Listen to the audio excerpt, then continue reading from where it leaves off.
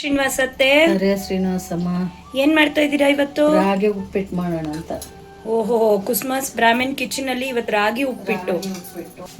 ಗೋಡಂಬಿ ಹಾಕೊಂಡ್ರಾ? ಗೋಡಂಬಿ ಹಾಕೊಂಡು ತೆಕ್ಕೊಂಡ್ಬಿಡೋಣ ಫಸ್ಟ್.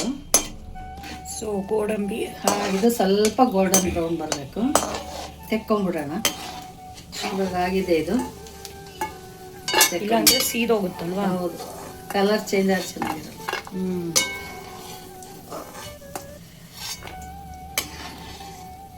ನಾನು ಕೇಳಿದ್ದೆ ರಾಗಿ ಉಪ್ಪಿಟ್ಟು ಅಂತ. ಇದೇ ಹೆಲ್ದಿ ಆಗಿರೋ ಉಪ್ಪಿಟ್ಟು ತೋರಿಸೋಣ ಅಂತ. ಡಯಾಬಿಟಿಸ್ ಅವ್ರಿಗೆಲ್ಲ ಒಳ್ಳೇದು. ದಿನ ಒಂಥರ ಮಾಡ್ಕೊಂಡು ತಿನ್ನೋದ್ರಿಂದ. ಸಾಸಿವೆ ಅರ್ಧ ಟೀ ಸ್ಪೂನ್ ಜೀರಿಗೆ, ಚಟಪಟ ಸಿಡಿದ್ಮೇಲೆ 1 ಸ್ಪೂನ್ ಉದ್ದಿನಬೇಳೆ, 1 ಸ್ಪೂನ್ ಕಡಲೆಬೇಳೆ. ಸ್ವಲ್ಪ ನಿಮ್ಮ ಹೆಲ್ತ್ ಅಪ್ಸೆಟ್ ಆಗಿರೋದ್ರಿಂದ ನಾವು ಸ್ವಲ್ಪ ಕಂಟಿನ್ಯೂಸ್ ಆಗಿ ವಿಡಿಯೋಸ್ ಮಾಡಕ್ ಆಗಿಲ್ಲ. ಮೆಣಸಿನ್ಕಾಯಿ ಹಾಕ್ಕೊಂಡ್ರೆ ನಾನು 3 ಮೆಣಸಿನ್ಕಾಯಿ ಇಟ್ಕೊಂಡಿದ್ದೀನಿ. ಸರಿ, ನೀವು ಏನು ಬೇಕೋ ಅದು ಹಾಕ್ಕೋಬೋದು. ಅದೇ ಹಾಕಬೇಕು ಇದೇ ಹಾಕ್ಬೇಕಂತ ಏನಿಲ್ಲ. ಇದರಲ್ಲಿ ನಿಮ್ಗೆ ಬೇಡ ಆಗಿದ್ದು ಬಿಟ್ಕೋಬೋದು. ಈರುಳ್ಳಿ ತಿನ್ನೋರು ಈರುಳ್ಳಿ ಹಾಕ್ಕೋಬೋದು.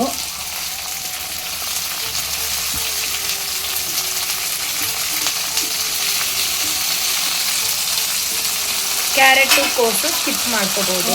ಟೊಮೆಟೊ ಟೊಮೆಟೊನೇ ತಿನ್ನಲ್ಲ, ಮಡಿ ಬರಲ್ಲ. ಕರ್ಬೇವಿನ ಸೊಪ್ಪು ಹಾಕಿದ್ದೀನಿ. ಇವಾಗ ಇದು ಇದು ಎಲ್ಲ ಇದಾಗಬೇಕು, ಬೇಯಬೇಕು. ತರಕಾರಿ ಎಲ್ಲ ಬೀನ್ಸು ಹಾಕೋಬಹುದು, ಬಟಾಣಿ ಹಾಕೋಬಹುದು, ಬೀನ್ಸ್ ಹಾಕ್ಕೋಬೋದು, ಅವರೆಕಾಳು ಹಾಕ್ಕೋಬೋದು. ಚೆನ್ನಾಗಿ ಯಾವುದಿರುತ್ತೆ ಅದು ಅದೇ ಇದೆ ಅಂತ ಏನಿಲ್ಲ. ಮನೆಯಲ್ಲಿ ಇಟ್ಟಿದ್ದನ್ನು ಹಾಕಿ ಮಾಡೋದೇ ಜಾಣತನ. ಬಟ್ಲು ರಾಗಿ ಹಿಟ್ಟು ಜರಡಿ ಹಿಡಿದು ಇಟ್ಕೊಂಡಿದ್ದೀನಿ. ಇದಕ್ಕೆ 1 ಬಟ್ಲು ರವೆ ಬಿಟ್ಟರೆ ರಾಗಿ ಇಲ್ಲ ಅಂದರೆ ಮುದ್ದೆ ಆಗಿಬಿಡುತ್ತೆ. ರಾಗಿ ಮುದ್ದೆ ಥರ ಉಪ್ಪಿಟ್ಟು ಥರ ಆಗಲ್ಲ. ಅದೇ ಮೇನ್ ಇರೋದು. ಸ್ವಲ್ಪ ಕಡಿಮೆ ಹಾಕ್ಕೊಂಡಿದ್ದೀನಿ. ಟಿಪ್ ಅಲ್ವಾ? ಹಾಂ, ಇದೇ ಟಿಪ್ಪು. ಇದು ಸ್ವಲ್ಪ ಕಡಿಮೆ ಹಾಕ್ಕೊಂಡಿದ್ದೀನಿ. ರಾಗಿ ಜಾಸ್ತಿ ತೊಗೊಂಡಿದ್ದೀನಿ ಹಿಟ್ಟು. ಇದು ರವೆ. ಇದಕ್ಕೆ 5 ಬಟ್ಲು ನೀರು ಕಾಯಕ್ಕೆ ಇಟ್ಬಿಡೋಣ. ಓಕೆ, ಇವಾಗ 5 ಬಟ್ಲು ನೀರು ತಗೊತಾ ಇದ್ದೀನಿ. ಇದು ಕಾಯ್ಬೇಕು ಚೆನ್ನಾಗಿ. ಆ ತರಕಾರಿ ಬೇಯೋಷ್ಟರಲ್ಲಿ ನೀರು ಮಾಡ್ಕೊಳ್ಳುತ್ತೆ. ರವೆಗೆ 2.5 ಬಟ್ಲು ಅಳತೆ. ಹಂಗೆ ಇದಕ್ಕೂ 2.5 ಬಟ್ಲು. 2 ತುಂಬಾ ಬೆಂದ್ಬಿಟ್ರು ಚೆನ್ನಾಗಿರೋದಿಲ್ಲ. ಅಂದ್ರೆ ಇದು ಮತ್ತೆ ಕುದೀತದಲ್ಲ ನೀರು. ಉಪ್ಪಿಟ್ಟು ಇದಾಗೋವರೆಗೂ ತರಕಾರಿ ಇನ್ನೂ ಸ್ವಲ್ಪ ಬೇಯ್ಕೊಳ್ಳುತ್ತಲ್ಲ ಅದರಲ್ಲೇನು. ಇದು ಕ್ರಂಚಿ ಆಗಿದ್ರೇ ಚೆನ್ನಾಗಿರುತ್ತೆ. ಇನ್ನೊಂದು ಸ್ವಲ್ಪ ಆಗಬೇಕು ತರಕಾರಿ.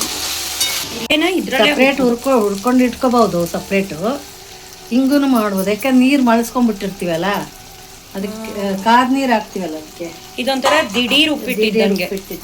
ಇದು ಹುರ್ಕೊಂಡ್ಬಿಡೋದು. ಯಾಕಂದ್ರೆ ನಾರ್ಮಲ್ ಉಪ್ಪಿಟ್ಟಲ್ಲಿ ಫಸ್ಟ್ ಹುರ್ಕೋತೀವಿ, ಈ ತರ ವೆಜಿಟೇಬಲ್ಸ್ ಮರಳಿಸ್ಕೊಂಡು ಹಾಕೊಂಡ್ಬಿಟ್ರೆ ಬೇಗ ಆಗುತ್ತೆ. ರಾಗಿ ದಿಢೀರ್ ಉಪ್ಪಿಟ್ಟು ಅನ್ಬೋದಲ್ವಾ? ಅನ್ಬೋದು. ರಾಗಿ ಹಿಟ್ಟು ಹಾಕೋದ್ರಿಂದ ನೀರು ಅದನ್ನ ಕಲ್ತ್ಕೊಂಡು ಕೂಡ್ಬೇಕತ್ತ. ಹಸಿ ನೀರು ಹಾಕಿದ್ರೆ. ಇದು ಮರಳಿಸಿದ್ದು ಹಾಕಿದ್ರೆ ಸ್ವಲ್ಪ ಸ್ವಲ್ಪ ಹಾಕಿ ಕಲಸಿದ್ರೆ ಗಂಟು ಬರಲ್ಲ ನಿಂಗೆ. ಅದು ಟಿಪ್ಪು. ಗಂಟು ಆಗೋದಿಲ್ಲ. ಇಲ್ಲಾಂದ್ರೆ ಮುದ್ದೆ ತರ. 2 ನಿಮಿಷ ಹುರ್ಕೋಬೇಕು ಇದ್ರಲ್ಲಿ ಫಸ್ಟ್ ರವೆ.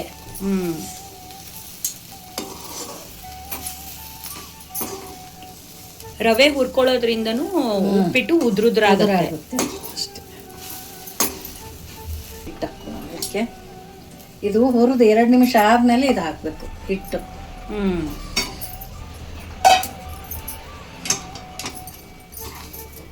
ಇದನ್ನು ಚೆನ್ನಾಗಿ ಹುರ್ಕೋಬೇಕು ಎಣ್ಣೆನಲ್ಲಿ. ಇದರಲ್ಲಿ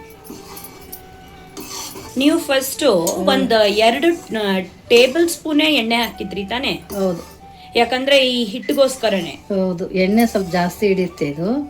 ಇದಕ್ಕೆ ಮತ್ತೆ ತುಪ್ಪನೂ ಹಾಕ್ತಿವಲ್ಲ, ಹಂಗಾಗಿ ತುಪ್ಪ ಆಪ್ಷನ್ ಬೇಕಿದ್ರೆ ಹಾಕ್ಕೋಬಹುದು. ಬೇಡ ಅಂದ್ರೆ ಎಣ್ಣೆನೇ ಸ್ವಲ್ಪ ಜಾಸ್ತಿ ಹಾಕ್ಕೋಬಹುದು. ಚೆನ್ನಾಗಿ ಕೈ ಆಡಿಸೋದೇ ಮೇನ್. ಇದರಲ್ಲಿ ಹುರ್ಕೋಬೇಕಲ್ಲ, ರವೆನೂ ಮತ್ತು ತರಕಾರಿ ಎಲ್ಲ ಹೊಂದ್ಕೋಬೇಕು. ಇದಕ್ಕೆ ಚೆನ್ನಾಗಿ ಹುರ್ಕೊಂಡ್ರೆ ಉಪ್ಪಿಟ್ಟು ಚೆನ್ನಾಗಿ ಆಗೋದು. ಇಲ್ಲ ಅಂದ್ರೆ ಮುದ್ದೆ ಆಗುತ್ತೆ. ಹಸಿಗೆ ವಾಸನೆ ಬರುತ್ತೆ, ಹಸಿ ಆಗಿರುತ್ತೆ. ಹುರ್ಕೊಳ್ಳಿಲ್ಲ ಅಂದ್ರೆ ಚೆನ್ನಾಗಿ ಬರಲ್ಲ ಉಪ್ಪಿಟ್ಟು. ಸೊ ಇದು ಒಂದು ಟಿಪ್ ಫಾಲೋ ಮಾಡಬೇಕು. ಇವಾಗ ಇದಕ್ಕೆ ರುಚಿಗೆ ತಕ್ಕಷ್ಟು ಉಪ್ಪು ಹಾಕೋಣ. ಉಪ್ಪು ಉಪ್ಪು ಹಾಕ್ಬೇಕು, ಯಾಕಂದ್ರೆ ಅಲ್ಲಿ ನೀರು ಕಾಯಿಸಿ ಹಾಕ್ತೀವಲ್ಲ ಉಪ್ಪು ಕರಗಲ್ಲ, ಅದಕ್ಕೆ ಪುಡಿ ಉಪ್ಪೇ ಹಾಕ್ಬೇಕು ಇದಕ್ಕೆ, ರುಚಿಗೆ ತಕ್ಕಷ್ಟು. ಇಲ್ಲಿ ನೀರು ಮರಳಕ್ಕೆ ಇಟ್ಟಿರೋದು. ಹೌದು, ಇದು ಕಾದು ನೀರು ಮರಳಿದೆ. ಇವಾಗ ಸ್ವಲ್ಪ ಸ್ವಲ್ಪ ಹಾಕ್ಕೊಂಡು ಕೈ ಹಾಕ್ತಾರೆ, ಒಂದೇ ಸರಿ ಹಾಕ್ಕೊಂಡ್ರೆ ಒಂದೇ ಸರಿ ಹಾಕೊಂಡ್ರೆ ಗಂಟಾಗುತ್ತೆ. ಹೌದು, ಸ್ವಲ್ಪ ಕಲಿಸ್ತಾ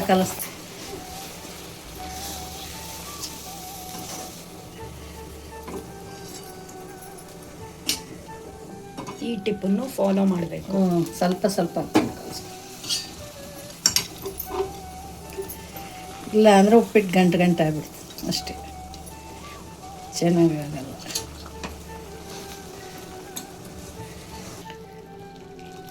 ಒಂದು 3-4 ಸತಿ ಹಾಕೋತಾ ಇರಬೇಕು, ಹಾಕೊಂಡು ಕಲಿಸ್ಕೋಬೇಕು.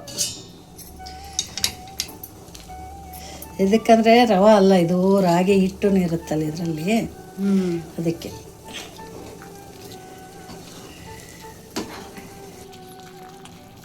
ಅಂತೂ ಅಷ್ಟು ನೀರು ಯುಟಿಲೈಸ್ ಆಯ್ತು. ಆಗುತ್ತೆ, ಬೇಕೇ ಬೇಕಷ್ಟು.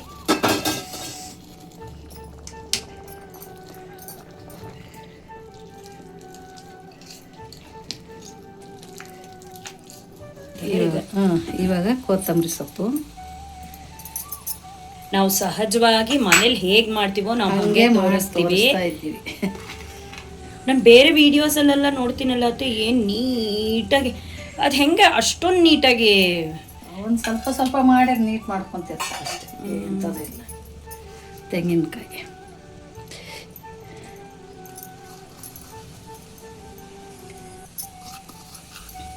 ಒಂದು 4 ಸ್ಪೂನ್ ತೆಂಗಿನಕಾಯಿ ಹಾಕಿನದಿಷ್ಟಕ್ಕೆ.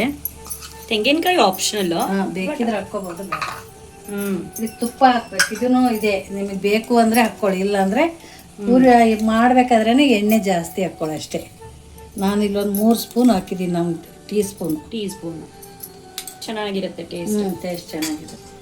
ಇದು ಆಫ್ ಮಾಡಿ ಮುಚ್ಚಿಟ್ಬಿಡೋಣ ಒಂದು 5 ನಿಮಿಷ.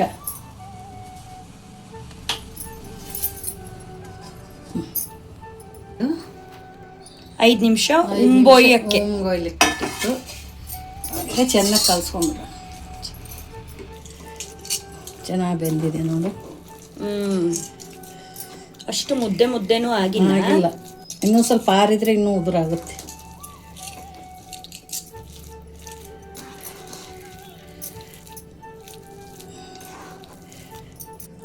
ಸರ್ವಿಂಗ್ಗೆ ರೆಡಿ ಆಗ್ತಾ ಇದೆ.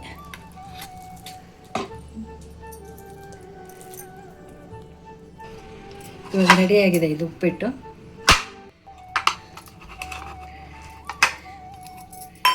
ವಾವ್,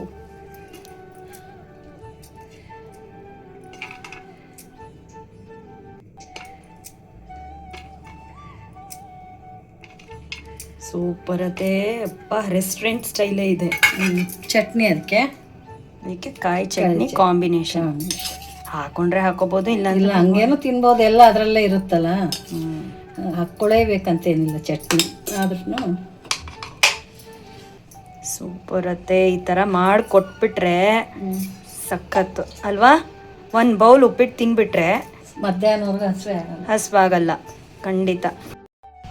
ನಿಮಗೆ ಈ ರೆಸಿಪಿ ಇಷ್ಟ ಆದಲ್ಲಿ ಲೈಕು, ಶೇರು, ಮತ್ತು ಯಾರ್ಯಾರು ಸಬ್ಸ್ಕ್ರೈಬ್ ಆಗಿಲ್ವೋ ದಯವಿಟ್ಟು ಸಬ್ಸ್ಕ್ರೈಬ್ ಆಗಿ ನಮ್ಮ ಕುಸುಮಾಸ್ ಬ್ರಾಹ್ಮಣ್ ಕಿಚನ್ನ ಫಾಲೋ ಮಾಡಿ.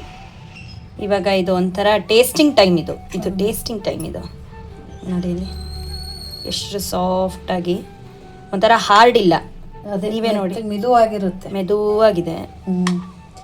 ಮತ್ತು ರಾಗಿ ಮುದ್ದೆ ತಿನ್ನೋರ್ಕಿನ ಈ ಥರ ಮಾಡ್ಕೊಂಡು ತಿನ್ನೋರಿಗೆ ತುಂಬ ಇಷ್ಟ ಆಗುತ್ತೆ ಅವ್ರಿಗೆ, ಯಾಕಂದ್ರೆ ಮುದ್ದೆ ಅಂದರೆ ಅಷ್ಟೊಂದು ಇದಾಗಲ್ಲ, ಅದಕ್ಕೆ ನೋಡಿ ಈ ಥರ ಆಗಿದೆ, ಸೂಪರಾಗಿ ಆಗಿದೆ. ಇದು ತುಂಬಾ ಉದ್ರ ಆಗದೇ ಇಲ್ಲ, ಈ ತರನೇ ಇರುತ್ತೆ. ಹಿಟ್ಟಲ್ವಾ, ರಾಗಿ ಹಿಟ್ಟು ಹಾಕಿರ್ತೀವಲ್ಲ, ಇಷ್ಟೇ ಆಗೋದು. ಚೆನ್ನಾಗಿದೆ ಅತ್ತೆ. ಬಟ್ ಟಿಪ್ಸ್ ಫಾಲೋ ಮಾಡ್ಬೇಕು, ನಾವ್ ಏನೇನ್ ಹೇಳಿರ್ತೀವೋ ಅದ್ರ ಟಿಪ್ಸ್ ಫಾಲೋ ಮಾಡಿದ್ರೇನೆ ನಿಮ್ಗೆ ಮಾಡ್ಕೊಂಡು ಹೋದ್ರೆ ಚೆನ್ನಾಗಿ ಬರುತ್ತೆ. ಅದೇ ಈ ತರ ಬರುತ್ತೆ, ಈ ಕನ್ಸಿಸ್ಟೆನ್ಸಿಯಲ್ಲಿ ಬರುತ್ತೆ. ಕೃಷ್ಣ, ಗೆಸ್ ಮಾಡು ಯಾವ್ದ್ರಿಂದ ಮಾಡಿರೋದು ಇದು ಅಂತ. ರವೆ. Very good. 1 of the ingredients ರವೆ.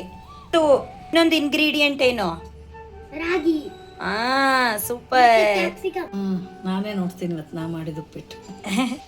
ನೀವು ಮನೇಲಿ ಇದೇ ಥರ ಮಾಡ್ಕೊಂಡು ಚೆನ್ನಾಗಾಗಿದೆಯಾ ಅತ್ತೆ? ಚೆನ್ನಾಗಾಗಿದೆ. ನೀವು ಮನೇಲಿ ಮಾಡ್ಕೊಂಡು ತಿನ್ನಿ, ಚೆನ್ನಾಗಿರುತ್ತೆ. ನಿಮಗೆ ಇಷ್ಟ ಆಯ್ತಾ ನೀವು ಮಾಡಿದ್ದು? ನಾ ಮಾಡಿದ ಉಪ್ಪಿಟ್ಟು ನನಗೆ ಇಷ್ಟ.